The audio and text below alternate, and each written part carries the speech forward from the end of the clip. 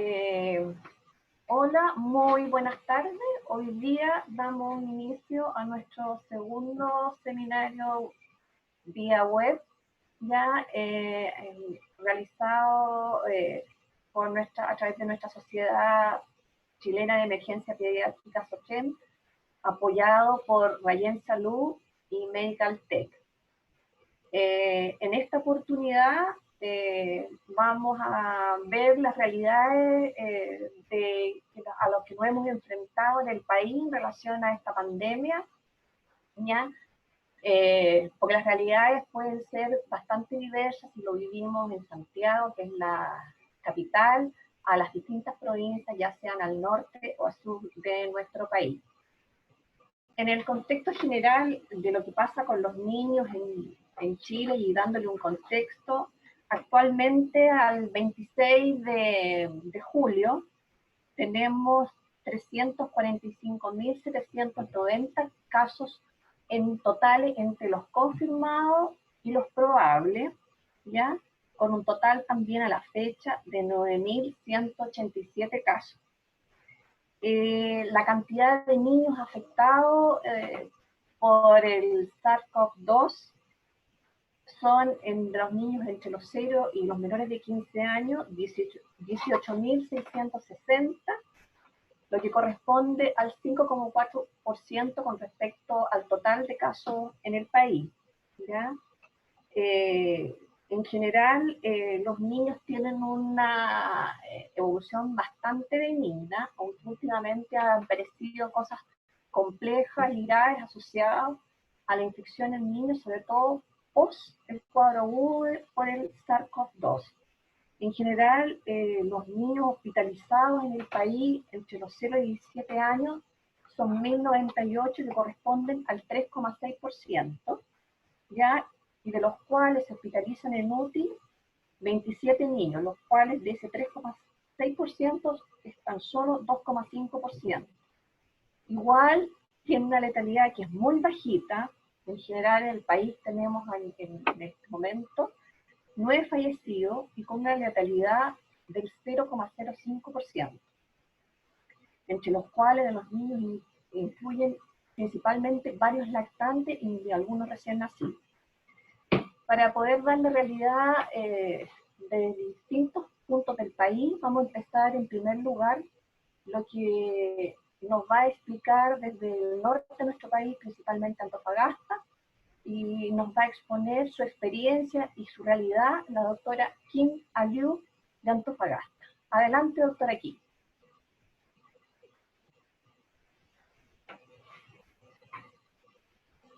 Hola, buenas tardes. Gracias, doctora Andrea.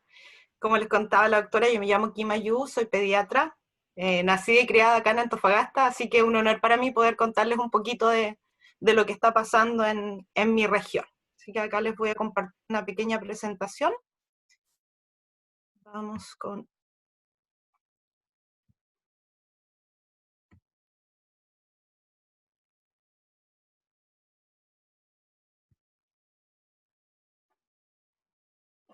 Ahí estamos. Bueno, entonces aquí les presento nuestro Hospital Regional de Antofagasta, doctor Leonardo Guzmán, que fue inaugurado hace alrededor de 2 años. Los primeros casos en nuestra región se presentaron en la ciudad de Calama el día 12 de marzo, con 2 casos, y una semana después tuvimos los primeros casos acá en la ciudad de Antofagasta, el 19 de marzo, también 2 casos. En ambas ciudades los casos tenían el antecedente de viaje al extranjero. De ahí hasta ahora, que han pasado alrededor de 4 meses, ha cambiado bastante el panorama, ¿cierto? Y en nuestra región ya tenemos acumulado un total de 14.093 casos, esto al informe del 26 de julio del informe diario de MinSal. Teníamos 14.093 casos, y un total de fallecidos de 328. Al informe del día de ayer hay una pequeña variación que les puedo contar, que hay 417 nuevos casos en 3 días. Por lo tanto, la suma total al día de hoy serían 14.510 casos y un total de 335 fallecidos. En cuanto a la distribución comunal, obviamente la mayor cantidad de pacientes confirmados son en las comunas más grandes, que son de Antofagasta y Calama, con 6.743 casos en Antofagasta, 6.076 en Calama. Pero en cuanto a la tasa de incidencia acumulada, las comunas más pequeñas son las que han tenido cifras bastante elevadas. O sea, como dice el dicho, pueblo chico, infierno grande, podemos ver que comunas como Ollagüe, que es una comuna pequeñita de 287 habitantes, teniendo 21 casos confirmados, acumula una tasa de incidencia de 7.300, súper alta. Lo mismo con las comunas de María Elena y Sierra Gorda. Esto en comparación a los casos de país y a otras regiones, tenemos un lamentable tercer lugar en cuanto a la incidencia acumulada, con 2.082, solamente por debajo de Tarapacá, que tiene 2.100, y la región metropolitana. Estamos por sobre la tasa de incidencia país, que sería de 1.959. En cuanto a la letalidad, es bastante similar a la que tenemos a nivel país, ¿cierto? Que es de un 2,4, y la tasa de letalidad local sería de 2,2, por bajo la de la región metropolitana. Lamentablemente no les puedo contar muy específicamente respecto a los datos epidemiológicos pediátricos, porque ha sido denegada la información tanto por parte del Servicio de Salud Antofagasta como de la Seremi, ¿cierto? Acotando a que no tenían una data oficial aún. Pero sí les puedo contar un poco más acerca de lo que hemos vivido en mi unidad donde trabajo, que es la unidad de emergencia del Hospital Regional de Antofagasta. Algunos hitos importantes en esta pandemia: el día 13 de abril se realizó la división de áreas en respiratoria y no respiratoria. Ya la demanda en los casos pediátricos había sufrido una disminución muy importante respecto a los meses anteriores y a los mismos meses en años anteriores. Y con la división, obviamente, baja aún más la demanda, y estamos viendo un promedio de 10 pacientes cada 24 horas en el área respiratoria y 15 pacientes en el área no respiratoria, principalmente pacientes con cuadros quirúrgicos o traumatológicos, ¿no? Eso es muy inferior a lo visto en años anteriores, sobre todo estando ahora los años previos en campaña de invierno. Es por esto que, tratando de apoyar un poco, ¿cierto?, al área de adultos, que sí vio aumentada su demanda, se decidió aumentar la edad de ingreso a la unidad de emergencia pediátrica, que previamente era hasta los 15 años, y se aumentó hasta los 18 años. A pesar de eso, no hemos tenido gran aumento en la demanda. Acá les voy a hacer un poquito un análisis de los resultados de las PCRs tomadas y notificadas en nuestro servicio. Esto desde el día 10 de abril, que es el primer registro notificado en el sistema de EpiVigila, hasta el 23 de julio. Tenemos el conteo de 469 muestras tomadas en pacientes pediátricos, considerados hasta los 18 años. De estas muestras, 74 han resultado positivas, detectados, y 395 no detectados. Esto corresponde a un 16% de positividad. En cuanto a los meses, se vio un alza importante en el mes de junio. Como pueden ver ahí, en abril fueron 9 casos positivos, en mayo 10, y en junio hay un pico importante a 34 casos positivos. Al 23 de julio teníamos 21 casos. Si eso lo extrapolamos al resto del mes, daría una suma de 28, o sea, igual un poquito inferior al mes anterior. ¿Cómo se han distribuido los casos positivos? Siendo bien equitativos, acorde a los tiempos, tenemos un 50% de pacientes de género femenino y un 50% masculino. En cuanto a los grupos etarios, la mayor cantidad de casos, el 46% de las muestras positivas, han sido en lactantes, seguidas los adolescentes, y ya más abajo preescolares, escolares y en menor proporción recién nacidos. Según la presencia de síntomas, tenemos un 88% de estos pacientes con PCR positiva sintomáticos y solo el 12% asintomáticos, que en su mayoría correspondían a pacientes que consultaron por ser contacto estrecho con casos positivos. ¿Cuáles fueron los síntomas más frecuentes? En un 77% de los pacientes positivos tuvimos fiebre, 42% presentan tos, 25% cefalea, 25% otros síntomas que no estaban listados dentro del formulario de EpiVigila. Y ya más abajo, con menor incidencia, mialgias, diarreas o dinofagia. De los síntomas no listados en EpiVigila, lo más frecuente fue congestión nasal, luego vómitos, disfonía, coriza y mareos. En cuanto a las hospitalizaciones de pacientes pediátricos, le puedo contar que tenemos un registro de 31 casos de pediátricos hospitalizados en la región, 15 de ellos en el Hospital Clínico Regional de Antofagasta, 2 en la Clínica BUPA Antofagasta y 14 casos en el Hospital Carlos Cisternas de Calama. 26 de estos casos presentaron síntomas, ¿cierto? Y un diagnóstico compatible con COVID-19. Y otros 5 pacientes fueron hospitalizados por otras causas y se les toma su PCR por protocolo, resultando esta positiva. En cuanto a los requerimientos de unidades críticas pediátricas, aquí en Antofagasta hemos tenido 4 casos ingresados a la UPCP. De estos 4 casos, las edades fueron 1 mes, 3 meses, y luego ya un escolar de 9 años y preadolescente de 12 años. El diagnóstico más frecuente, neumonía, sí hubo un paciente sin compromiso pulmonar, pero sí con una laringitis. 2 de ellos requirieron ventilación mecánica invasiva, y 2 de ellos tenían una comorbilidad importante. En el caso de este bebé de 3 meses, una estenosis laringea que está en estudio, y paciente de 12 años, una anemia aplásica.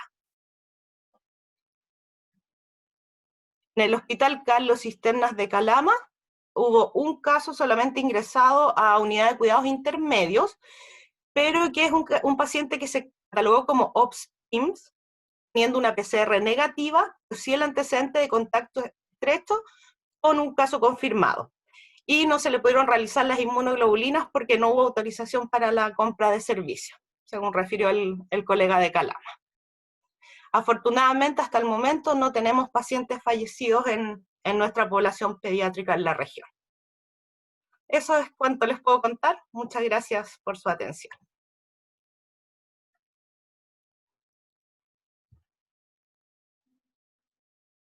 Le doy paso a la doctora Andrea para seguir con las presentaciones.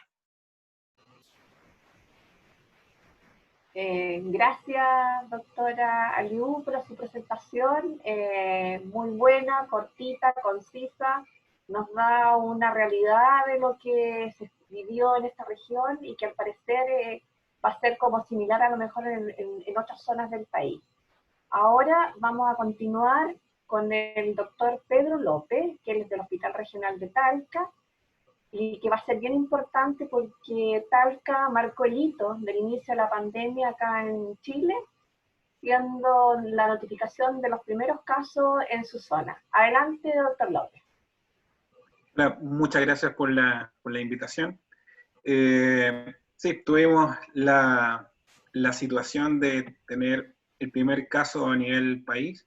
Les voy a contar un poquito cuál ha sido la realidad de nuestra región y de nuestro hospital, ¿no? Bueno, yo me desempeño en el Hospital Regional de Talca, como dice la doctora, y algunas cosas que son para contextualizar. Primero, entonces, efectivamente, a principios de esta pandemia, el 3 de marzo de este año, tuvimos entonces el primer caso confirmado del país, que fue un colega pediatra, de hecho, que estando en su luna de miel, para su mala suerte, estando en Indonesia, se volvió y presentó dentro de los primeros días, entonces, síntomas de malestar general y fiebre. Él fue muy responsable al respecto, consultó de inmediato en el hospital de Talca, donde se le tomaron los exámenes y se confirmó. Por lo tanto, fue controlado bastante bien su grupo familiar y tuvo una buena trazabilidad ese grupo en particular. Pero posteriormente, entonces, empezaron a aparecer casos entonces de difícil trazabilidad, más o menos como a la tercera semana, lo que ya efectivamente a la tercera semana entonces de declarar la pandemia, ya pasamos a la siguiente etapa entonces de lo que habíamos tenido como clasificación de pandemia cuando ya se había perdido la trazabilidad. Actualmente entonces les presento entonces los datos al respecto del inicio de esta semana epidemiológica, que fue el lunes, en la semana 31, en donde la región del Maule presenta entonces un total de 8.673 casos acumulados en total, presentando ese día en particular 99 casos, y eso ha sido la tónica durante las últimas 2 semanas, donde hemos tenido valores que han ido fluctuando entre los 90 y los 120 pacientes diarios. En ese día, a principio de esta semana, entonces se presentaron 99 casos y con un total de fallecidos hasta la fecha en nuestra región de 160, que debemos lamentar. Al respecto entonces de la distribución comunal, muy parecido a lo que nos comentaba la doctora Liu, las grandes ciudades, en este caso Talca y Curicó, que son las regiones, son las comunas más importantes y más aglomeradas, han ocupado la mayor cantidad entonces de pacientes. Curicó, que hasta el principio de la semana tenían 1.963 casos confirmados, pero con una tasa entonces de diaria muy alta.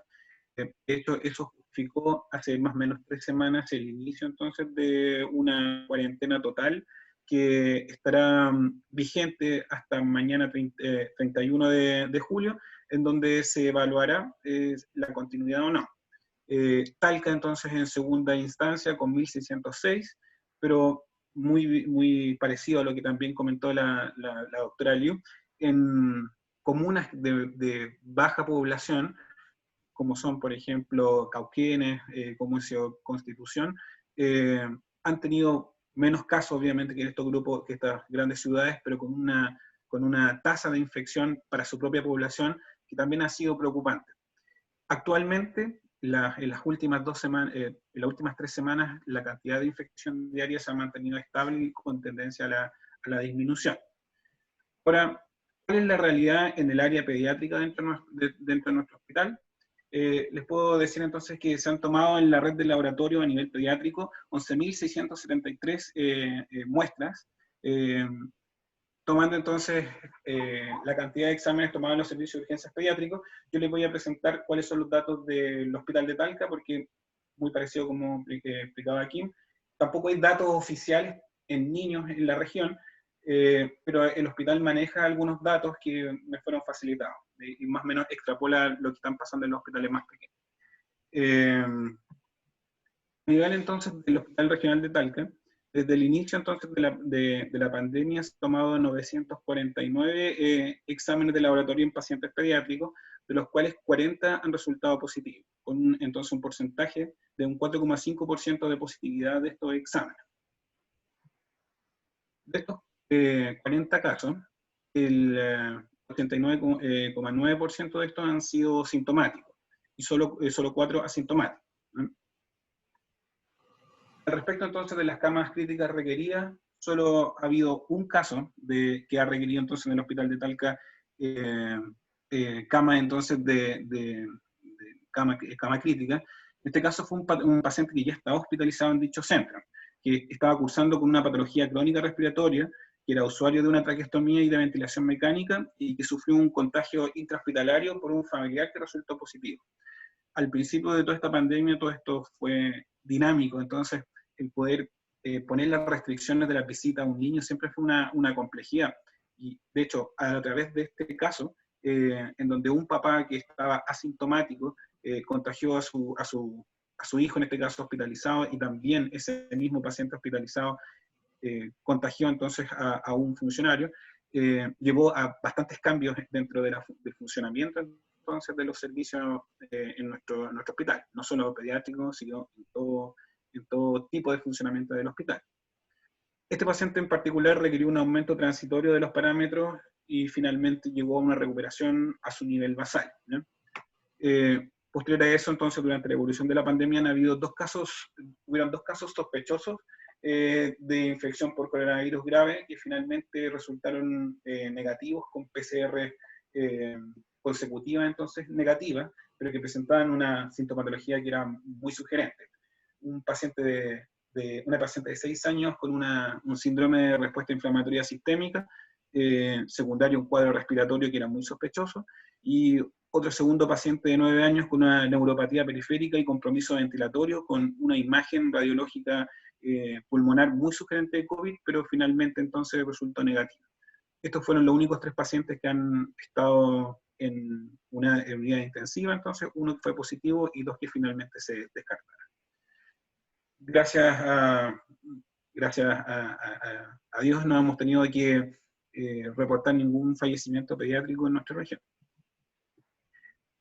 Ahora, los 40 pacientes, estamos hablando solo en el Hospital Regional de Talca, 8 pacientes fueron hospitalizados, 2 como estudio de ingreso de patología, entonces que no tenían nada que ver con la pandemia. Eran niños que se ingresaron entonces por apendicitis en este caso, tenían sintomatología de apendicitis clínica y finalmente, efectivamente, en pabellón tenían una apendicitis, pero como se le toman exámenes de COVID a todo paciente que va a ser hospitalizado, estos 2 pacientes resultaron positivos, ¿no? Un paciente entonces recién nacido que fue ingresado por ictericia, no por COVID, sino que por esta ictericia, se le tomó el examen y resultó positivo. Un síndrome febril entonces que tuvo un hemocultivo positivo para Staphylococcus epidermidis, que se interpretó como contaminación finalmente, por lo tanto tampoco presentó sintomatología asociada entonces al COVID. Un paciente por disfagia, que le impedía la alimentación, y un paciente entonces con síntomas leves, pero que representaba entonces el principio de la pandemia. Este paciente entonces era un familiar del caso inicial, y como había pocos datos al respecto de cómo iba a evolucionar un paciente COVID pediátrico, se decidió hospitalizarlo por 48 horas para evaluar su evolución por el infectólogo, y finalmente se decidió manejar como un paciente ambulatorio. Entre los pacientes positivos, la distribución por género han sido un 55% pacientes varones y un 45% de pacientes entonces femeninas. Dentro entonces de los rangos etarios, la mayor cantidad de pacientes han sido entre el grupo de 1 entonces a 5 años, el segundo entonces entre 0 y 1 año, en tercer lugar entre 5 y 10 años, y finalmente, perdón, entre 10 y 14 años, y finalmente entre 5 y 10 años. ¿Cuáles han sido los síntomas más frecuentes que han presentado estos pacientes positivos? En este caso entonces ha sido la fiebre, tos, rinorrea. Algunos han presentado síntomas entonces gastrointestinales menores, como son entonces dolor abdominal, diarrea y vómitos, odinofagia, cefalea, mialgia, y un porcentaje menor presentó dificultad respiratoria, que fue de carácter entonces leve. De comorbilidades de los pacientes entonces que efectivamente resultaron COVID positivo, solamente 2 pacientes tenían antecedentes de enfermedad en seguimiento, un paciente entonces con síndrome bronquial obstructivo recurrente y uno con antecedentes de rinitis alérgica. Son todas las enfermedades de comorbilidades previas que presentaron estos 40 pacientes. Ahora, para mostrar entonces un poco la realidad de nuestro servicio, en general, el Hospital Regional de Talca funciona como en realidad el único hospital tipo 1 de la región. Tenemos otro en Curicó, pero no tiene camas de UCI pediátrica, por lo tanto recibimos la mayor cantidad de pacientes graves de todos los hospitales periféricos, Constitución, Cauquenes, Molina, de todos estos otros hospitales. Y podemos ver la comparación entonces de la realidad de un médico de urgencia del año 2019 en comparación con este 2020. El año entonces 2019, en general, un médico entonces en marzo veía en promedio 300 pacientes, ¿cierto? 300 pacientes al mes, y ustedes pueden ver entonces cómo ha ido disminuyendo las consultas durante este año, con una disminución en promedio cercana entre el 75% de consulta en comparación con el año anterior. ¿Cuáles han sido los retos en el servicio de urgencia durante el tiempo de pandemia? Lo primero entonces fue reajustar los turnos, ¿cierto? Para menor exposición. Como equipos funcionamos con 2 pediatras de turno, y hacemos turnos de 12 horas, y un día entonces día, el día siguiente 12 horas de noche, y ahí vamos cambiando cada 6 días. Pero este tipo de turnos hacía entonces que fuéramos muchos días a la semana en algunas ocasiones, y eso hacía más riesgo de infección para los médicos que estábamos atendiendo. Y el transporte entonces de microorganismos a nuestros domicilios. Por lo tanto, se decidió a cambio a 24 horas. El entrenamiento entonces del personal, hubo algunos episodios de brote intrahospitalario, por lo tanto hubo mucho énfasis entonces en el manejo adecuado de los EPP, ¿cierto? De contar con todos los implementos de cuidado personal, y además de eso la capacitación de la utilización adecuada. El manejo del estrés, sobre todo en médicos adultos que ellos sí han tenido un sobrecargo bastante intenso. Hemos tenido que lamentar 3 pacientes, o sea, 3 médicos de urgencia adultos que han estado infectados, pero eso igual estresaba a todo el equipo. Por lo tanto, se han hecho algunos elementos, entonces, algunas dinámicas para disminuir el estrés en el personal. Han habido horarios protegidos en algunos personales seleccionados, ¿cierto? En algunos que eran adultos mayores, artículos 44, enfermedades crónicas, todos estos grupos han sido entonces, se le ha dado entonces horarios protegidos, o se ha buscado otra función en donde no esté expuesto, y ha tenido que buscar otro tipo de personal para suplirlo y capacitarlo, ¿cierto? Licencia de pacientes de grupo en riesgo, complementación de equipos humanos de la UCI pediátrica a la UCI adulto. En los meses entonces de mayo y junio, sobre todo en la UCI adulto, se vieron bastante complicados con la cantidad de personal que tenían disponible, tanto de enfermería y médicos. Por lo tanto, los médicos de la UCI pediátrica tuvieron que apoyar a los médicos de la UCI adulto, y los de pediatría también nos habíamos preparado para ayudar a los de urgencia adulto, pero finalmente no fue necesario. La educación de la población, hemos hecho bastante fácil el trabajo con la población, con campaña entonces de divulgación de cuándo consultar y cuándo no. Eso también ha tenido un impacto importante en la cantidad y en la calidad de pacientes que hemos estado viendo en este tiempo. En la selección de a quién le tomábamos las muestras y a quién no al principio de la pandemia, eso fue una cosa bien compleja al principio.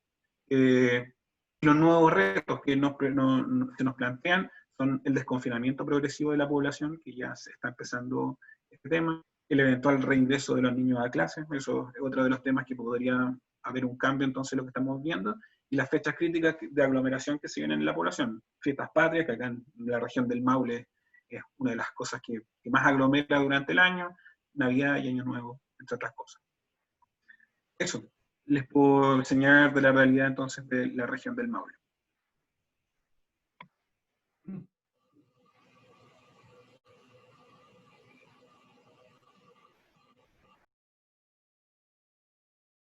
Los dejo entonces con la doctora Suárez.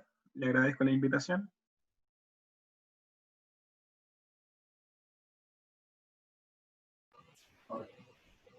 Muchas gracias, doctor López. Excelente su presentación, muy completa, y se ve que con mucha dedicación, y nos da una visión muy amplia de lo que ocurre en su región, y que al parecer se está traduciendo en el área pediátrica en todos los lugares en forma similar. Muchas gracias nuevamente. Gracias. Ahora voy a presentar al doctor Javier Bravo Espinosa, que es médico pediatra, urgenciólogo infantil, que trabaja en el Hospital El Pino, acá en Santiago, y nos va a dar su visión de acá, principalmente del área sur de Santiago. Adelante, Javier. Muchas gracias, Andrea. Agradezco a todos los de su participación. Tal como se comentó, yo les voy a hablar un poquito de la realidad de Santiago, haciendo un énfasis en el sector donde yo me muevo, que es el Hospital El Pino, el sector sur de Santiago. Como presentado, soy el doctor Javier Bravo, especialista en urgencia, trabajo tanto en el Hospital El Pino como en la UCI de Clínica Dávila. Para hablar un poquito sobre la pandemia en Santiago, de hecho creo que es donde se tiene mayor información. Hay que saber de que en marzo empezamos con las cuarentenas parciales, y un hito importante fue la suspensión de clases de los niños. Con esto, ¿qué es lo que se vio? De que hubo un descenso de los casos inicialmente en las primeras 2 semanas de abril, y después justamente hubo un cambio en este pendiente hacia fines de abril, y donde ya realmente empezó todo el problema que se ha visto en las noticias. Fue un aumento de casos graves en los adultos, con atochamiento importante de los casos.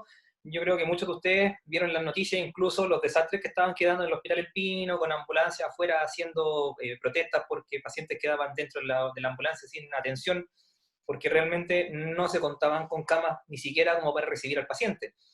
Muchas veces en el hospital se tuvo que dejar pacientes adultos en la ambulancia porque era el único lugar donde había una red de oxígeno disponible, y obviamente ponía una situación de alto estrés. Por otra parte, nosotros los que estábamos en la parte pediátrica veíamos con cierto descontento que la consulta pediátrica iba francamente en descenso. Entonces, ¿cuáles fueron las primeras repercusiones en la urgencia infantil? Bueno, yendo punto a punto, la epidemiología. Y aquí una cosa importante, que tal como lo comentaba el colega de Talca, cuando uno lee los documentos, los papers del COVID infantil, sale de que la fiebre viene estando casi en el 60% de los pacientes. Sin embargo, eso es en el paciente que ya sabemos que tiene COVID. Cuando nos paramos desde la vereda del motivo consulta, la fiebre por mucho era el motivo de consulta más frecuente. Y obviamente los pacientes que llegaban con fiebre uno les preguntaba y estaban con tos seca. Y el segundo elemento importante era simplemente el antecedente en contacto positivo. Muchos de nuestros pacientes, de hecho la segunda causa de lo que yo pude recapitular dentro de las consultas pediátricas, la consulta era con un paciente que estaba estable, con o sin fiebre, pero con el antecedente de un contacto positivo. Entonces hablaba de un cierto pavor desde la comunidad hacia lo que era el COVID infantil. Se veían dos situaciones. Una consulta tardía, en que la gente trataba de, obviamente, no acercarse al hospital, particularmente con lo que les comenté anteriormente, sabiendo en las noticias que estaba todo colapsado, trataban de no ir al hospital, entendiéndose que la parte infantil no tenía ese colapso. Y por otra parte teníamos esta consulta familiar, donde, claro, llevaban quizás al hijo menor, la lactante, y ya que lo estaban viendo, que le iban a tomar la PCR para COVID, venía el hijo del medio, el hijo más grande, y hasta de repente la misma mamá preguntaba si se podía tomar alguna consulta a ella. La concentración de consultas realmente, tal como lo presentaban mis colegas anteriores, se vio en los menores de 3 años.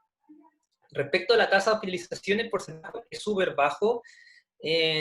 Pensando en lo que el Pino, realmente tenía una tasa del 2% de pacientes al cual le podíamos atribuir la causa COVID en todo el intervalo de tiempo, y ya un 6% en otras unidades donde me pude comunicar como para tener una visión del resto de Santiago, ya principalmente unidades de hospitales mucho más grandes y con una excepción de pacientes con otro tipo de comorbilidades, de los cuales si queríamos empezar a enfrentar, a limpiar cuáles eran los factores comunes de los pacientes que se hospitalizaban, era justamente el hecho del lactante menor. Hay un antecedente como histórico de esto, de que los hospitales acá en Santiago que mantuvieron la atención durante todo este periodo. Al principio, todo paciente lactante se hospitalizaba, después aparecieron las recomendaciones, tanto que se pudieron ver a través de la asociación, como también como la Sociedad Chilena de Pediatría, ya clasificando cuándo podíamos hospitalizar, y eso cambió un poquito el N. Pacientes asmáticos, particularmente los oncológicos y otros, dejándolo ahí como una serie de otros datos que pude obtener, donde para poder unificarlos todos era como cualquier compromiso pulmonar. Respecto a la mortalidad, realmente fue una situación de excepción. Tal como lo dijo Andrea al principio, tenemos en el resumen total 9 fallecimientos de niños, y generalmente cada uno de esos fallecimientos atribuye causas bien particulares. Entonces eran o niños oncológicos, consultas muy tardías, niños muy pequeños, o una situación social de riesgo. Entonces, por suerte, la mortalidad del COVID aquí ha sido bastante excepcional. Entonces, ¿qué es lo que es el COVID en pediatría? Tal como lo dijo Andrea al principio de nuestra reunión, esto es lo que está publicado el 26 de julio del año en la página del MinSal. Quise resaltar la parte que nosotros nos convoca, que es justamente la parte de la pediatría, donde generalmente del volumen total de casos nosotros somos como el 5%, con una tasa de 18.000 casos, ya menores de 15 años. Entonces, el volumen principal de pacientes sigue siendo de adultos, y eso sí trae implicancia. ¿Cuáles fueron esas implicancias acá en la región metropolitana? A fines de mayo, la Secretaría de Redes Asistenciales dictamina concentrar la atención pediátrica en los centros de referencia, ya en el Hospital Ezequiel González Cortés, el Hospital Roberto del Río, Luis Calvo Maquena, y en el Sotero del Río. En otras palabras, dado la poca consulta pediátrica y que los hospitales generales, la alta demanda de camas de adultos, fue necesario condensar la atención pediátrica en estos grandes centros. Y obviamente los hospitales generales transformar las unidades pediátricas a atención de adultos. Y incluso las consultas de urgencia de los hospitales generales fueron derivadas a centros de referencia. En otras palabras, los hospitales generales, si llegaba un paciente con una consulta infantil, se le hacía la recomendación de asistir directamente a esta red asistencial de preferencia. Y en el caso del paciente, en otras palabras, si llegaba un paciente por un accidente de tránsito o cualquier emergencia, se estabilizaba y se derivaba de nuevo a la hospitalización en las unidades de referencia. Las clínicas, por otra parte, se retribuyeron funciones según posibilidad de respuesta, y ahí hay distintas posibilidades respecto a cada una de las clínicas. Realmente como dato duro no alcancé a tener, solamente lo que pude tener de referencia de otros colegas que hablaban de cómo se iba desarrollando en clínica también el elemento del paciente COVID, donde también ha visto ocupación de su espacio por parte de los adultos y tener que ceder también personal y personal médico a apoyo al equipo adulto. Particularmente, y ahora hablando de lo que tocó vivir en El Pino, y obviamente, como todos pudieron ver, ante toda la necesidad, la sala de equipo de urgencia de adultos, de pediatría, perdón, se transformó en una sala de hospitalización de adultos. Los box de atención de pediatría pasaron a ser box de hospitalización, y manteniendo justamente la sala de recuperación libre en caso de necesidad, como lo había comentado anteriormente. ¿Qué pacientes empezamos a recibir? Bueno, pacientes adultos, COVID, ya de gravedad moderada, y que se quedaban con nosotros hasta la alta hospitalaria. ¿Cómo pudimos el apoyo del equipo de adultos? Que nosotros contamos con una visita clínica por el residente de la UPC de adultos, por lo menos unas 3 veces a la semana, en que se iba viendo qué otras cosas podían apoyar. Obviamente, uno desde más las gana algunas veces de conocimiento estrecho de la patología de adultos. Y además, la Secretaría de RD dictaminó aumentar la dotación de médicos a través de los médicos de EDF, que han sido un buen aporte. Médicos EDF de que están haciendo sus labores normalmente en los consultorios. Recordar de que los CEFAM son de orden municipal, pero los EDF no. Así que se tomaron estos médicos EDF y que fueron al hospital a hacer apoyo, y bueno, también tomaron algunos en nuestra unidad, y son chicos de que le han puesto hartas ganas y se agradece mucho. Entonces, nosotros que estamos acostumbrados a trabajar en campaña de invierno y sabemos de que existe pediatría antes y después de campaña de invierno, esto es el gráfico que se muestra justamente en la publicación de esta semana del Ministerio, donde ustedes pueden apreciar el año 2020, que está al final. Realmente nosotros íbamos muy parecido como otros años durante las primeras semanas, pero justamente cuando aparece la semana 11 a la 16, que es la parte ya como de marzo hacia abril, y empieza esta cuarentena con el cese de las clases asistenciales en los niños, cae completamente la circulación viral. Y actualmente tenía una circulación viral bastante baja, aún predominando generalmente lo que es el parainfluenza, el adenovirus, medianamente el BRS y uno que otro influenza B.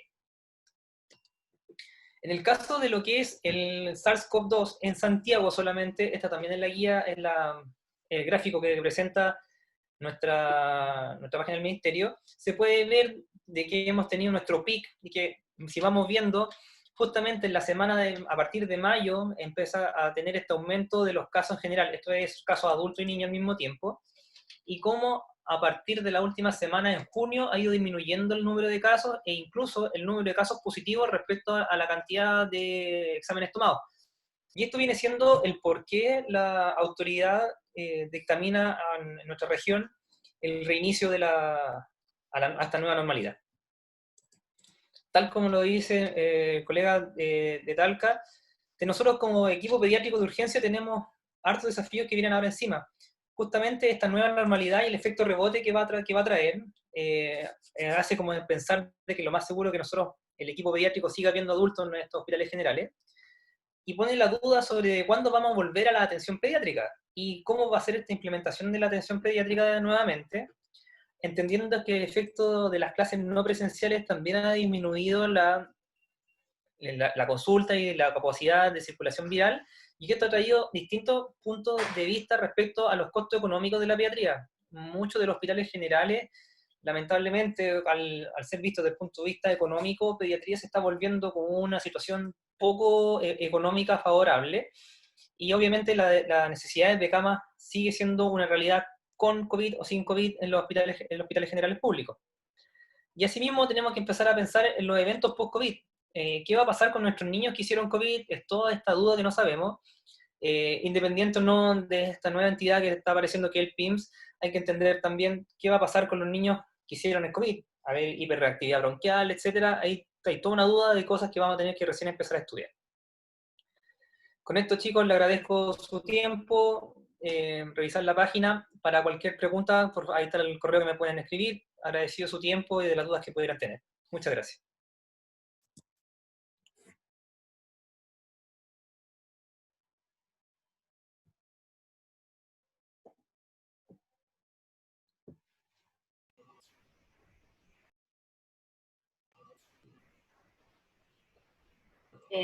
Gracias, doctor Bravo. Ha dado una realidad realmente que es fuerte y refleja en general lo que sucedió en Santiago, ¿ya? Y que en todas aquellas grandes ciudades también probablemente vivieron realidades como similares, en el sentido de que la parte pediátrica se redujo al mínimo para poder observar la atención de adultos, haciendo transformación de camas pediátricas en camas de adultos, haciendo transformación de camas UCI adultos, cerrando incluso algunos servicios de urgencias infantiles para dar paso a un servicio de urgencia adulto. Ahora voy a contar la realidad un poquito de lo que pasa en el sur del país, en Punta Arenas. Nuestro expositor, por problemas personales, desistió de hacer la presentación, por lo cual yo voy a dar algunas líneas lo más rápido posible para poder continuar con la charla y comentarle algunos puntos específicos de lo que sucedió en la región de Magallanes, principalmente en Punta Arenas, que es el centro más urbano en esa región.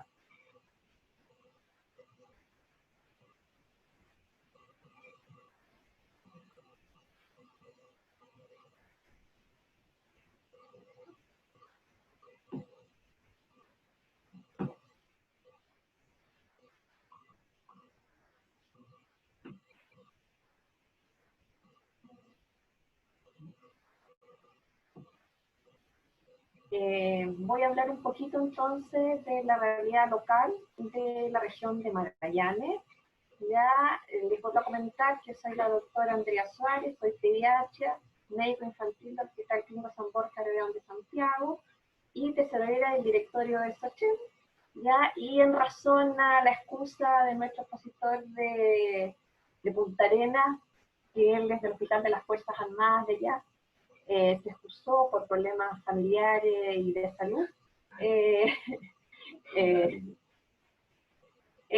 Repasando un poco lo que ya les había dicho al principio, el contexto general de los casos COVID en Chile y los fallecidos en el país, lo que afecta a los niños principalmente, los niños fallecidos que son muy pocos, con una natalidad muy baja, que es del 0,05%, los hospitalizados en general entre los 0 y 7 años son de 1.098, o sea, 3,6%, y los hospitalizados en el país a nivel de la unidad de cuidados intensivos o tratamiento intermedio pediátrico 27, es un 2,5% de los 1.098.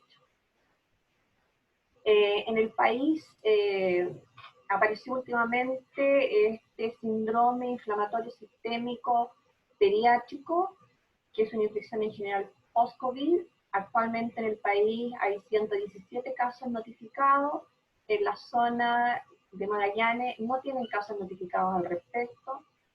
La distribución por región de pacientes pediátricos con COVID está puesta acá, ¿ya? La principal cantidad de pacientes están a nivel de la región metropolitana, luego en la octava, y la región que yo les voy a tratar es de la región de Magallanes, solo un paciente, ¿ya? En cuanto a los casos de COVID en la región de Magallanes y la Antártida chilena, que corresponde en el fondo a la región, tiene un total de 1.663 pacientes, siendo Punta Arenas ya la urbana más grande, donde están acumulados la mayor cantidad de casos, ya tiene 21 fallecidos, que son principalmente de esa misma zona, ¿ya? Una tasa de mortalidad en general en la región de un 15,7% por 100.000 habitantes, y para Punta Arenas 19,7%. En general, todos los fallecidos son de esa zona. Aquí muestra la distribución de casos, ¿ya? En la región de Magallanes. Según los colores están concentrados la cantidad de casos presentados, donde se ve Punta Arenas es el lugar donde hay mayor presentación de casos. En la región de Magallanes, esto es al 23 de julio, la tasa de incidencia por 100.000 habitantes, ya de los casos actuales que hay, pero hasta el 23 de julio, son 73, con una tasa de 40,9%, ya principalmente referidos a la región de Punta Arenas, que es el centro urbano más grande. El Hospital Regional de Punta Arenas se adaptó para la atención de los casos COVID-19, dispone actualmente de 28 ventiladores, aumentaron las camas UCI adulto de 6 a 24 cupos en un solo mes, ¿ya? Tienen un laboratorio para procesar exámenes de detección de PCR, sistema de evacuación aérea de pacientes. Ellos estuvieron en cuarentena desde el 1 de abril al 7 de mayo. El jueves 9 y el domingo 19 de abril, Punta Arenas estuvo al límite de su capacidad para atender casos críticos. Ahora, algo importante referir en relación a Punta Arenas, que los primeros casos detectados en general fueron en relación a extranjeros que pasan por estos cruceros que hacen por el sur de Chile, y posteriormente están los casos relacionados a las pesqueras que existen en el sur. Actualmente la zona de región de Magallanes tiene un cordón sanitario que está hasta la fecha. El total de casos COVID de la región de Magallanes son 1.663, que corresponden al 0,5% del total nacional.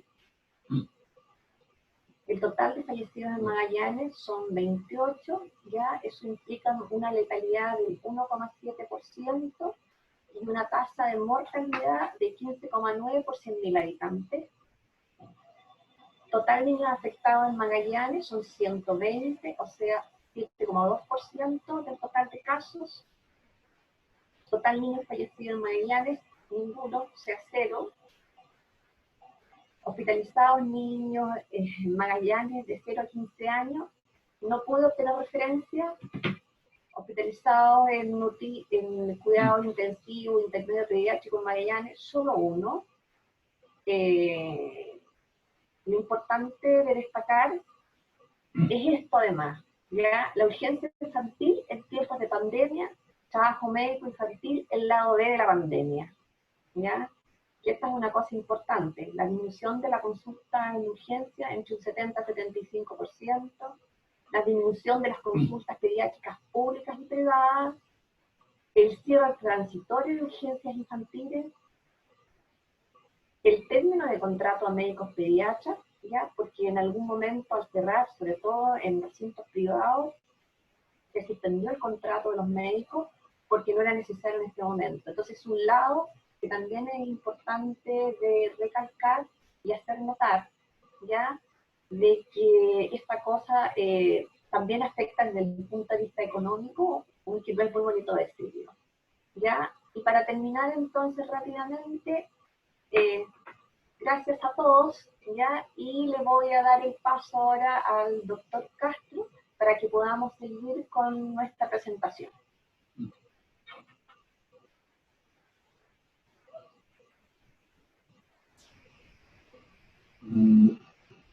Aló, gracias. Primero, gracias a todos los expositores por presentar las realidades de cada una de sus zonas. Gracias a la Andrea también por hacer el expositor que nos falló. Y quiero primero soy el doctor Castro, Iván Castro, que soy médico pediatra y vicepresidente de SOCHEM. Quiero dar las gracias a los 3 socios de SOCHEM que dieron la charla, los 4, con la Andrea, que es la tesorera. Y lo dejamos abierto a todos los que se quieran inscribir en nuestra sociedad también. y darle las gracias por el saludo que nos envió la doctora Patricia Cabeza de Coyhaique. Ahora les voy a dar el paso al doctor José Fernández, que es médico pediatra, broncoinfantil, subgerente general de Rayen Salud, que va a hablarnos de un tema de mucha importancia, porque con el desconfinamiento probablemente vamos a tener rebote del COVID y sí o sí vamos a tener que seguir haciendo o empezar a practicar los que no han hecho teleconsulta en esta pandemia. Así que le doy el paso a José. José, por favor, adelante.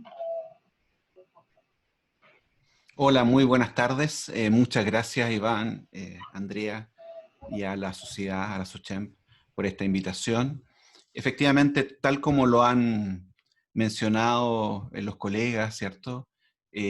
La pandemia ha cambiado la forma de atender y de ser pediatra en Chile. Y la idea de esta pequeña presentación es un poco que visualicemos juntos, ¿cierto?, cómo desde la teleconsulta podemos ver el inicio de esto, ¿sí? Voy a ponerlo ahora sí. Bueno, me han presentado, yo soy el subgerente general de Rayen Salud. Rayen Salud es una empresa que proporciona registros clínicos electrónicos para la salud pública, principalmente en el país. Y esta es una foto de el impacto que tuvo la pandemia, también el estallido social, ¿cierto? Pero sobre todo la pandemia, y eso ya lo hemos visto en todo el país.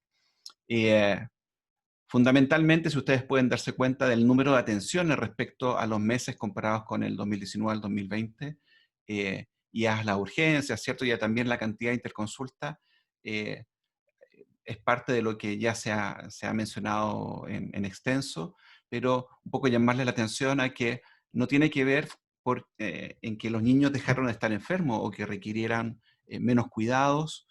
Simplemente pasó que empezamos a tener miedo de llevar a nuestros hijos, a nuestros pediatras, a nuestros subespecialistas pediátricos.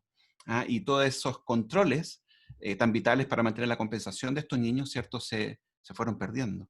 Y pareciera que no hubiese mucha alternativa al respecto.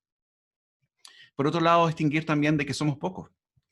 Chile tiene esta cantidad de pediatras, ¿cierto?, en estas diferentes zonas geográficas, y por lo tanto, si solamente aquí estamos viendo los pediatras, no estamos viendo los subespecialistas. Y sabemos, ¿cierto?, que la cantidad de médicos ya generales, ¿cierto?, en general, estamos muy bajo a lo que entendemos y nos queremos comparar como en los parámetros de la OCDE. Por tanto, pareciera que la telemedicina, esto que se venía escuchando hace muchos años, ¿cierto?, pudiese ser una realidad que pudiese aportar a ayudar a que estas poblaciones en control que perdieron esta capacidad, ¿cierto?, de movilizarse hacia los centros de salud, porque por miedo empezamos a decir no vengan, ¿cierto?, abrir esta nueva modalidad y este nuevo canal de atención. Ahora, pareciera que el día de hoy es esto, ¿cierto? Estar conectados en cuarentena, muchos de nosotros, ¿cierto? Y empezamos a mirar de que efectivamente nuestra capacidad de conectarnos con otro pasa a ser digital. Y empiezan a surgir estos juicios respecto a si soy clínico, efectivamente podré tener espacio dentro de la salud digital, podría hacer telemedicina, la gente tendrá acceso, la gente de menos recursos tendrá acceso. Esto es parte de un estudio, el gráfico que ven ustedes acá, es parte de un estudio, ¿cierto?, que hizo la Subtel el año pasado, el acceso a Internet 3G y 4G por tipo de plan, y en general los que tienen planes de prepago que están asociados a personas que no pueden tener planes de contrato, ¿cierto?, van aumentando, y por lo tanto, efectivamente, este juicio de que creemos que las personas que tienen menos recursos no tienen acceso a herramientas, a smartphone o a conexión a Internet, no es tan así. Es casi el 80% de la población que tiene acceso a esto. Por tanto, una explicación muy rapidita de cómo las personas que trabajamos en informática médica dividimos la telemedicina. Está dado por estas casi subespecialidades. Una cosa es la teleconsulta, efectivamente el acto en donde alguien se cita, ¿cierto?, con un médico y se genera una atención entre paciente y médico, ¿cierto?, o entre médicos. por ejemplo, las interconsultas. Por otro lado, tiene que ver, la otra mirada tiene que ver con el telemonitoreo. Cuando yo soy capaz, por ejemplo, lo hacen los especialistas en sueños, ¿cierto? Y van monitoreando todas las noches el BiPAP, ¿cierto? O el CPAP que uno pueda tener conectado para no roncar. ¿Ah? O todos estos gadgets que son para medir la presión, etcétera, etcétera. Un área muy interesante tiene que ver con la telecoordinación, con cómo somos capaces, ¿cierto?, de articular recursos sanitarios. Y eso fundamentalmente hoy en día pareciera estar abordado en el manejo de camas, pero también de ventiladores, que pareciera haber sido, ¿cierto?, el foco principal del inicio de las acciones sanitarias en pandemia.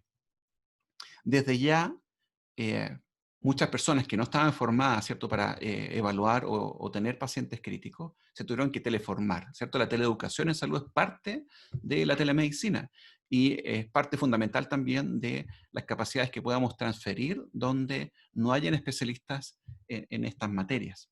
Y por último, la teleasistencia, que yo creo que pasa a ser la más nueva, la más joven, ¿cierto?, de las subespecialidades en el ámbito de la telemedicina, sobre todo enfocada a los ámbitos de cirugía robótica. Ahora, hay algo aquí bien interesante, porque los pediatras era muy común que lo hiciéramos. Antiguamente usábamos Viper, ¿cierto? Y nos mandaban un mensaje, ¿cierto? Y decía, doctor, tengo este problema, mi hijo tiene fiebre. Esta comunicación se denomina asíncrona. ¿Qué quiere decir? Que en el mismo tiempo yo no estoy respondiendo, ¿cierto?, el mensaje. Hoy en día el Viper, ¿cierto?, pasa a ser el WhatsApp y de repente uno cuando entrega el teléfono, ¿cierto?, y le mandan un WhatsApp, llega un mensaje, pero eso no quiere decir que uno responde inmediatamente. Puede ser que haya quedado como en visto.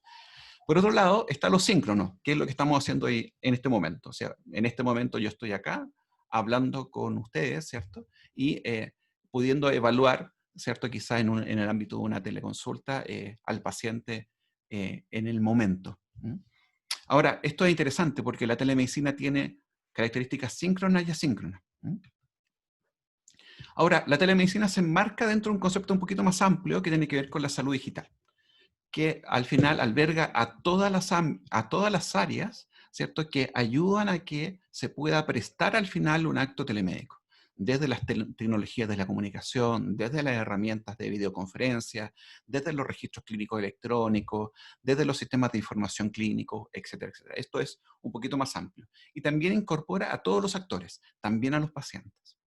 Por ejemplo, a través de portales de salud o comunidades de pacientes, que muchas veces pasan a ser más expertos que nosotros dentro de sus patologías. Ahora, ha sido increíble el año pasado en el CIMU, ¿cierto? En el seminario que hicimos, y también me invitó la SOCHEMP, yo mostraba esta diapositiva respecto a cómo avanzaba la evidencia del uso de la telemedicina, y la verdad es que existía muy poca información, aunque no lo crean, este es un tema que pareciera que está muy de moda, pero respecto a evidencia, respecto a esto, existía muy poco. Existían solamente 20 revisiones sistémicas hasta el año pasado. Y solo durante este año ya se han hecho 29 revisiones sistémicas. ¿Por qué? Porque al final lo que nos ha obligado la pandemia y lo que están sugiriendo, ¿cierto?, a las personas que empezaron a sufrirlo al principio, y en esto lo lleva a China, es que la única manera de poder tomar control, ¿cierto?, de las poblaciones más vulnerables que al final dejaron de asistir a los centros de salud, era a través de prácticas telemédicas, ¿cierto? Y cómo esas prácticas se podían usar de una manera segura, confiable, ¿cierto? Y respetando todos los protocolos clínicos que se pueden hacer. Y también definiendo los límites entre lo que se puede hacer a través de la telemedicina y lo que no se puede hacer y que requiere siempre una atención presencial. Fundamentalmente, las revisiones tienen que ver con los triages telefónicos a través de la teleconsulta para hacer el diagnóstico de COVID, ¿sí? Que alguien llame y pregunte, mire, yo tengo estos síntomas, doctor, ¿qué cree que debe hacer? Y uno extendía el certificado para hacer una PCR. Por otro lado, empezó a surgir un montón de iniciativas que tienen que ver con inteligencia artificial, ¿cierto? Estos robots que uno programa y que empiezan a hacer preguntas y que, hecho el cuestionario, inmediatamente planteé una recomendación.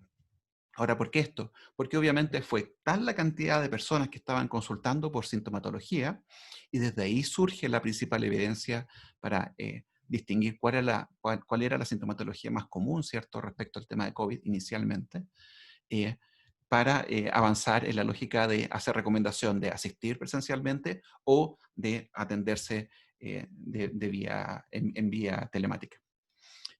Por otro lado, desde ya la teleeducación, existe muy pocas personas capacitadas, ¿cierto?, para manejar pacientes críticos de adultos, ¿cierto? Y yo sé de algunos colegas pediatras, ¿cierto?, de UPC pediátricas que han tenido que convertirse. Muchas veces también, dada la obligación o dado que pareciera que ya no existía tanta necesidad de tener pediatras, y esto es muy grave también para lo que nos está pasando hoy en día, ¿cierto? Esta inestabilidad económica respecto a lo que se ha estado hablando. Y un punto importante del uso de telemedicina tiene que ver fundamentalmente en el manejo de la trazabilidad, que es uno de los temas interesantes hoy en día, que se ha abordado de diferentes formas. Unos más cercanos casi a custodiar o supervigilar nuestros movimientos a través de los Bluetooth de nuestro equipo. Eso fue algo que en Europa se empezó a estudiar. Ellos tienen una ley de protección de datos muy dura, muy severa, y por lo tanto entraron en conflicto. Ahora, yo creo que el conflicto fundamentalmente tuvo que ver con un tema ético, ¿cierto? Por otro lado, también dejando de lado el que uno no sepa que lo están monitoreando, ¿cierto? También la posibilidad de hacer trazabilidad con estas mismas aplicaciones donde uno subía sospechas, ¿cierto? Yo creo que tengo esto, me hacía una recomendación el robot, pero el robot informaba de que si había una probabilidad alta de que yo tuviese COVID, ¿cierto? Informaba a un equipo clínico y el equipo clínico se comunicaba conmigo a través de herramientas de telemonitoreo, telemedicina, ¿sí? Ahora, el gran problema de todo esto es que cuando confundimos telemedicina con tecnología y solo con tecnología, pareciera que nos perdemos, ¿cierto? Decimos, chuta, ¿cómo hago esto? Esto requiere un aparato como el que tiene la doctora ahí. Y la verdad es que no hemos dado cuenta que se requiere avanzar en la lógica de apropiar las tecnologías que están más cercanas a la mano. Ahora, desde ya, yo ya les comenté, la Subtel dijo, la verdad es que hay espacios para que las personas puedan hacer videoconferencia inicialmente, ¿cierto? Se están abriendo estos espacios para poder hacer trazabilidad desde las aplicaciones, ¿cierto? Etcétera, etcétera. Seguimos peleando con el doctor Google, que pareciera que permite hacer, ¿cierto?, diagnósticos más certeros y nos va quitando algunos espacios, sobre todo en el ámbito de la educación, ¿cierto? Y desde ya nos presenta un desafío gigante para definirnos como prestadores digitales y cómo somos capaces, ¿cierto?, de entender de cómo hacer una buena práctica telemédica, ¿cierto? Y cuáles son los criterios que uno debe usar para derivar o no derivar. Ahora, fundamentalmente esto tiene que ver porque esto es un acto humano, ¿cierto? Cuando uno es papá, ¿cierto? En mi caso yo tengo 3 hijos y necesito ver a Iván, que es mi pediatra, uno dice, bueno, ¿cómo me contacto? Está el teléfono, está el WhatsApp, está, ¿cierto?, la posibilidad de atenderse en su consulta, pero ¿qué pasa cuando hay cuarentena, cuando son solo 2 permisos, etcétera, etcétera? Y estos canales se van abriendo desde las personas, ¿eh? Porque las personas hoy en día están buscando consultas telemédicas y lamentablemente puede ser que encuentren consultas de personas que no son médicos.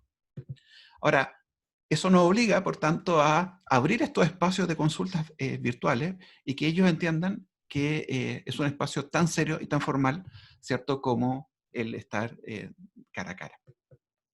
Por tanto, las personas se transforman en el actor clave en esto, ¿cierto? Y cómo somos conscientes de que nuestra identidad digital, ¿sí?, pasa a ser también algo muy importante, porque las personas cuando ya te buscan como médico, después te pueden buscar en Facebook o en Instagram o en cualquier red social, y por lo tanto también uno tiene que mantener así como esta idoneidad que uno tiene dentro de la consulta o dentro de la clínica o dentro del hospital, ¿cierto?, también en el mundo virtual.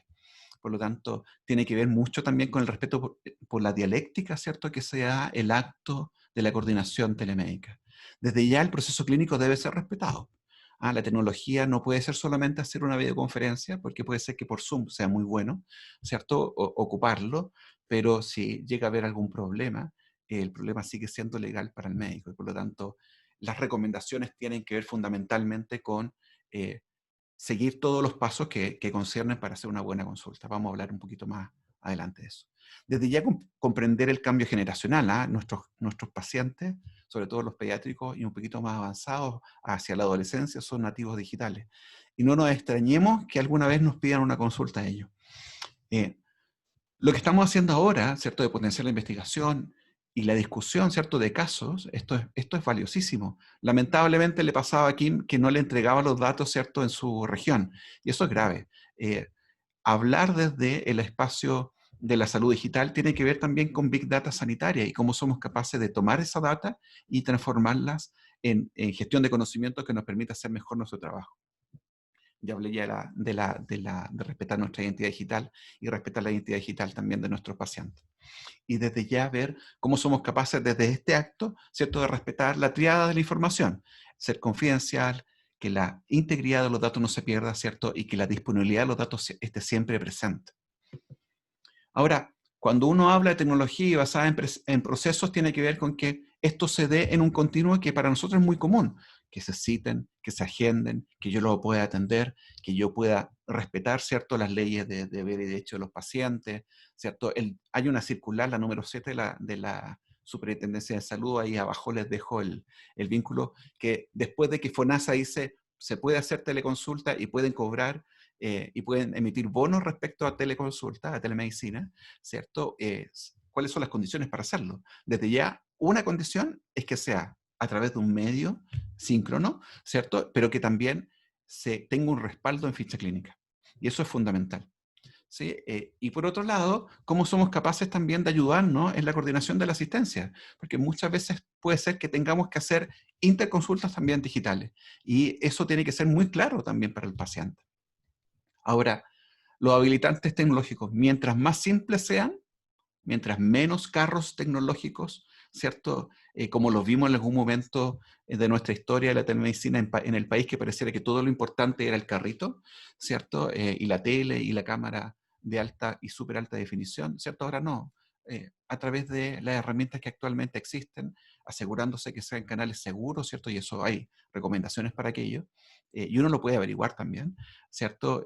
Por ejemplo, en algún momento Zoom pasó a ser algo súper inseguro, y inmediatamente la empresa, inmediatamente en 20 días, ¿cierto?, corrigió los protocolos para que las comunicaciones fueran encriptadas, por ejemplo. Y por lo tanto es seguro hacer una videoconferencia a través de Zoom, pero eso no es solo telemedicina, sino es a través del registro correspondiente en una ficha clínica, ¿cierto? No pasa a ser un acto telemédico. Ahora, todo el mundo está hablando de esto, estamos hablando de Big Data en salud, estamos hablando de salud conectada, los pacientes, yo creo que a los que manejamos pacientes crónicos, por ejemplo yo en el espacio respiratorio, ¿cierto? Seguimos manteniendo estos canales de información y debo decirles que aunque uno echa de menos escuchar, ¿cierto? En mi caso, aunque uno quisiera tener un fonendo digital, ¿cierto? Y extenderlo, cuando uno educa bien a los papás, cuando los niños un poquito más grandes se educan bien, conocen su sintomatología, ¿cierto? Esto puede ser súper beneficioso para los espacios en donde creemos que perdimos la consulta, ¿cierto? En algunos casos pareciera que perdimos la pega, ¿cierto? Y que se podrían abrir. Existen muchas plataformas para esto. Lo único que hay que preocuparse, ¿cierto?, de que mantengan canales adecuados de comunicación, en que si se corta la conexión de videoconferencia, uno pueda tomar el teléfono y llamar, y que quede el debido registro. Esos son como los principales aspectos de una buena práctica telemédica. Así es que muchas gracias por su atención y atento a cualquier duda. Ahí está mi correo, desde ya disponible para todos ustedes.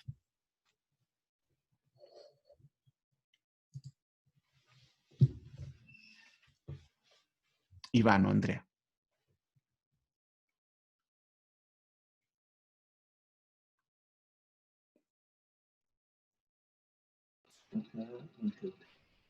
¿Aló? Aquí. Gracias, José. Mira, yo tengo una pregunta para ti sobre ¿te están haciendo tele? Porque yo pienso, me veo el escenario de que un médico de provincia que esté solo y que necesite un apoyo de interconsulta. Y yo pienso que en algún momento estas interconsultas deberían ser pagadas para otros médicos que estén de mayor experiencia, que puedan de alguna manera solucionar algún caso que le llegue a algún colega que esté, no sé, en alguna parte rural. Esas se graban, me explico, si yo hago una consulta a ti, como respaldo, que tú me des tu opinión diagnóstica en relación a algún paciente que yo te presente, ¿esos pueden quedar grabadas? A ver, la legislación actual, ¿cierto?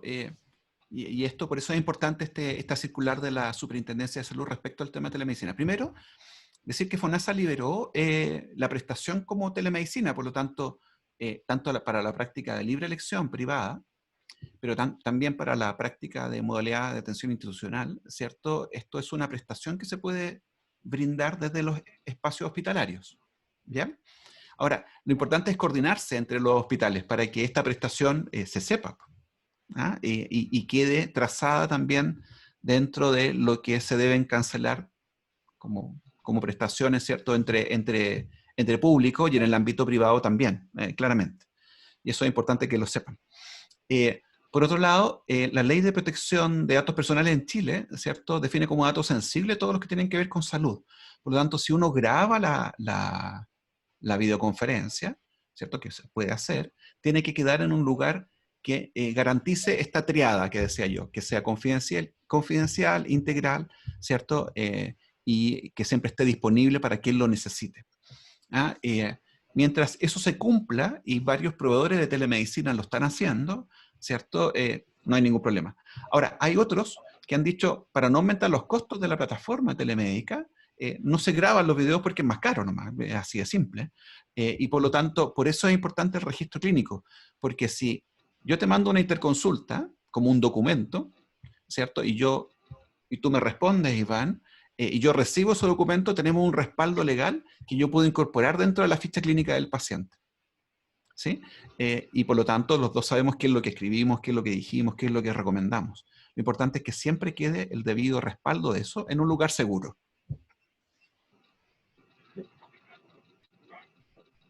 Perfecto, gracias, José. Tengo una pregunta. Bueno, darle las gracias a todos los expositores primero sobre estos interesantes temas, y la verdad es que la visión de cada zona, como conversamos delante, y a todos nuestros socios que están presentes, y dejar abierto la posibilidad de alguna pregunta para cualquiera de los expositores. Yo tengo una pregunta acá que la voy a decir mientras ustedes la piensan las demás. Dice, alguna universidad en Santiago entregaron internet a un grupo de alumnos cercano al 15%. En sectores rurales debe ser mayor el número de pacientes sin acceso a internet. ¿Cómo hacemos más cercano a nuestros pacientes la telemedicina? Del doctor Jorge Olivares. Sí, dentro de los planes de la pandemia, ¿cierto?, que dirigió la Subtel, hay un plan de entrega efectivamente para las comunidades más alejadas.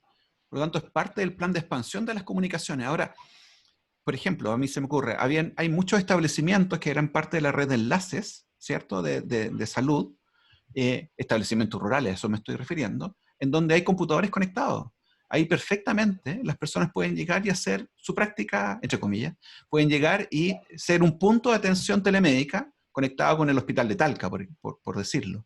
Eso es una red que está instalada y que hoy en día no se está usando. Y sería bueno ocupar lo que ya tenemos. Si es que las personas no tienen buena conexión de salud, de celular en un lugar rural. Está en la red de enlace del Ministerio de Educación, ¿cierto?, que se podrían utilizar. Muchas gracias. Mira, no tenemos más preguntas, así que, bueno, damos por finalizado estas charlas. Damos las gracias a todos nuestros socios, a todos nuestros expositores, en especial a ti, José Fernández, por habernos ilustrado sobre la teleconsulta, y que probablemente tenemos para rato con esto, sobre todo si desconfinamos, y con los rebrotes seguro que vamos a volver a tener pandemia, vamos a seguir atendiendo por teleconsulta un buen rato. Así que gracias a todos, gracias Andrea por acompañarnos, y gracias desde Antofagasta a Punta Arenas. Así que, perdón, aquí tengo una pregunta, no sé de quién es. A ver. Gracias, no, Maritza nos da las gracias, pensé que era una pregunta, perdón. Gracias, Maritza, y a Talca, a todos. Muchas gracias. Gracias, Javier, también. Sí, bueno, muchas gracias a todos. Gracias a todos ustedes. Chao, gracias a Rayen por apoyarnos.